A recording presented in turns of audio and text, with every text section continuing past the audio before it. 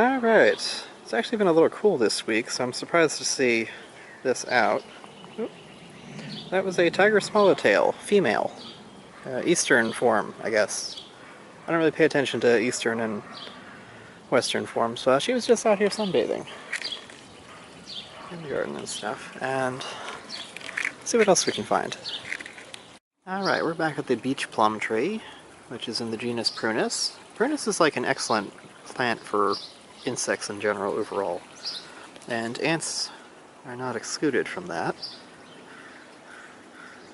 There are little nectar pores at the each like little node, or there's like a scale insect, or there's like a little clutch of aphids, usually right where each leaf just kind of detaches. And I see winter ants are here. That's what they're doing when they see them with their long foraging lines going up into the trees.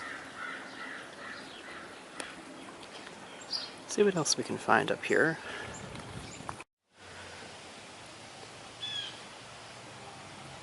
So this plant here with the bright pink flowers is actually called spiderwort.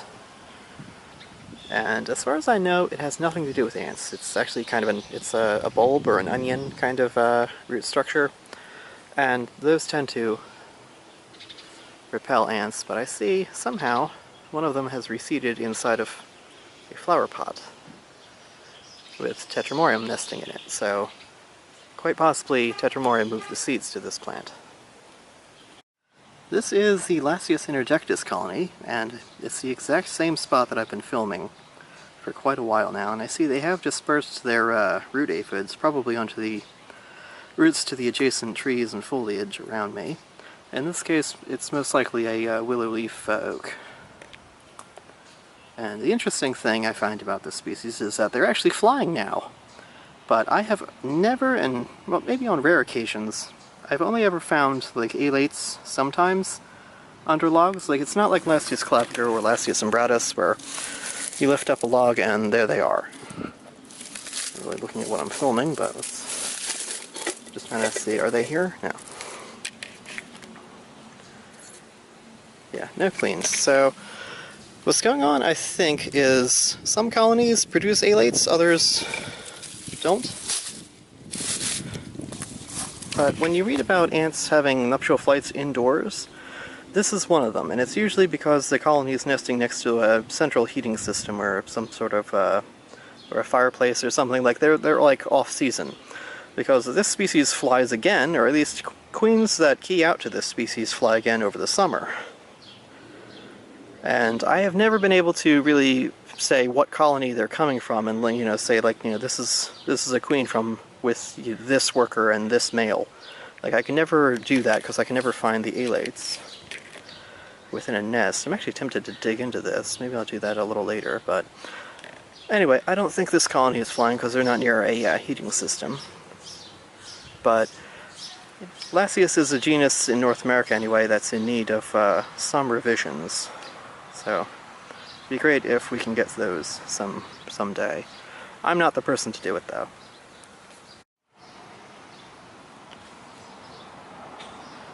So this is the flower bulb to a peonies, which is an Asian plant, and one of the few non-natives that I'm happy to have in my garden. It's a very ornamental plant, and I have never seen a flower bulb to this plant that wasn't covered in ants. As you see here, Tapenoma sessile are, I guess, nectar scraping the bit of sap that seems to come with the underside of a flower before it opens.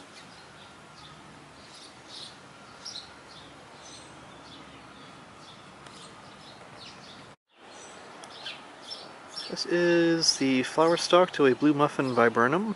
Well, it was labeled blue muffin viburnum, which is supposed to get 4 feet tall, but as I'm standing upright and only half as tall as the plant, it's quite a bit taller than that, probably going on 13 feet now.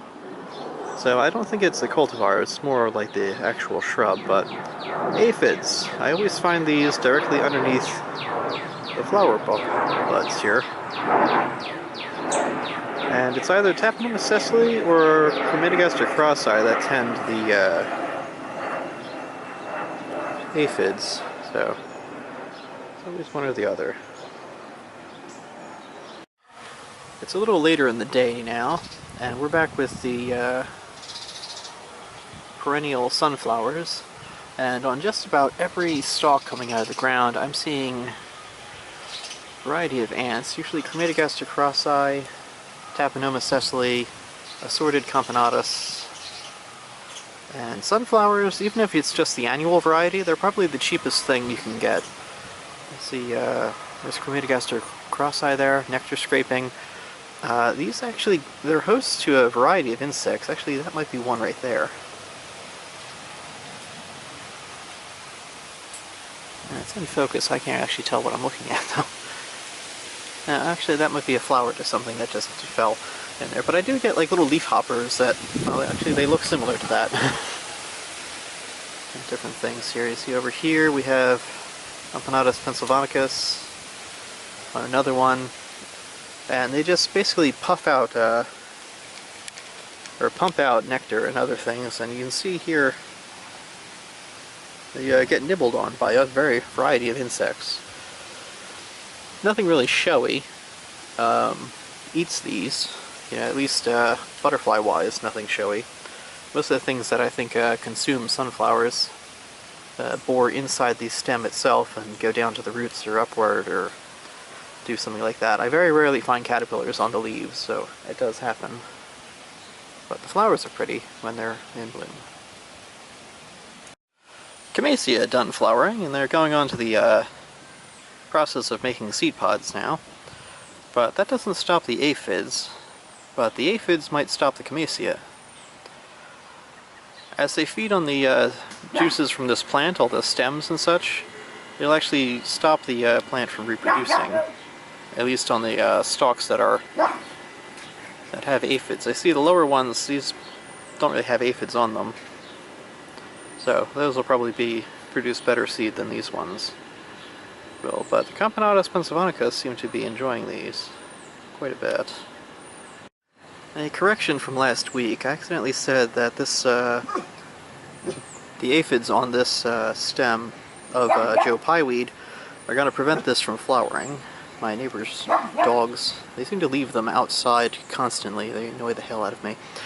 Anywho, this is actually some sort of insect bored a hole right in here and is completing its life cycle, like a gal or some sort of insect. But I still see tons of aphids at the tip of every one of these Joe Pyeweed stems here. And this is one whole plant. It just slowly forms a massive clump, and mid-afternoon seems to be the time to go see ants working aphids out here. It is a little cool, but it's still warm enough for ants to do their thing, so this is actually good. So the aphids aren't really that detrimental to this plant, but I'll come back later when it actually flowers over the summer. A Camponotus suburbatus hanging out on waterleaf flowers. I didn't actually realize other ants worked these. It was always either them or the Taponoma sessile, but I'm actually seeing Crematogaster have found them, whereas in past years they were ignored pretty much. Back with the common milkweed, I see Nylandria on here. I forget what species this actually is, or what species of Nylandria this is. But anyway, this is a host plant to the monarch butterfly, and I thought this was kind of cute here. We have bees called leafcutter bees, and instead of using mud to fill up their little tubes, they use cuttings of leaves, or flower petals, or, plant matter. And the little guy, he got most of the way through this one, through chomping this one, but he couldn't quite make it because the sap to this plant actually gums up the mouth parts to insects. And it's something like 1 in 3 monarchs that are actually lay eggs on this plant, they don't survive their first day just because they accidentally bit into a vein. And they can't get to their second or whatever instar. They can't develop any further than that because their mouth parts actually gum up, so... yeah, just thought that was neat. So I hope this bee actually cleaned himself off and went on to do something else, because I do like pollinators quite a bit, but I just thought that was kind of funny. On a past video, I showed off Hepatica. which was a nice wildflower, and it said something to the effect of it has elaiosome on the seeds to get ants to disperse the seeds. As I've recently learned, though, it has fake elaiosome, which is designed to trick ants into dispersing its seeds. Which is a shame, because, I have this nice pretty wildflower that I thought was beneficial to ants, and here it's kind of an asshole. Still, might as well grow it and see where it goes. It's a nice pop of color, I guess, and just grow it begrudgingly. But anyway, thought I would mention that here, because we have trilliums. They have pretty much faded, but now they're going on to producing seed pods full of seeds that have actual elaiosome on them, which I will hopefully be able to film later on in the year. Also, while we're here, I grow a type of water leaf that's different than the other water leaf. Actually, kind of a odd story. This is a biannual. Let me sit down here just to kind of show it off. And what you're looking at here is several plants. Biannual means it pretty much stays as a rosette of leaves on the ground, or maybe a leaf or something. And then, second year, it'll actually just shoot straight up and flower, as you're seeing here. I had one that didn't flower on its second year. It stayed in a gathering energy stage, and it produced a 3x3 shrub-like plant that was just totally covered in flowers instead of the, I would say, 15 or so plants that you're actually seeing here, to give you an idea of that. So every so often you find little flukes of nature. So these plants will produce seed that'll germinate, but probably won't flower next year, or if they do, they won't flower as nice as they probably would be this year. If these all eventually do, turn into 3x3 monstrosities, I'm going to need to start transplanting these somewhere else, because there's only so much garden to go around. But anyway, I thought I would mention that.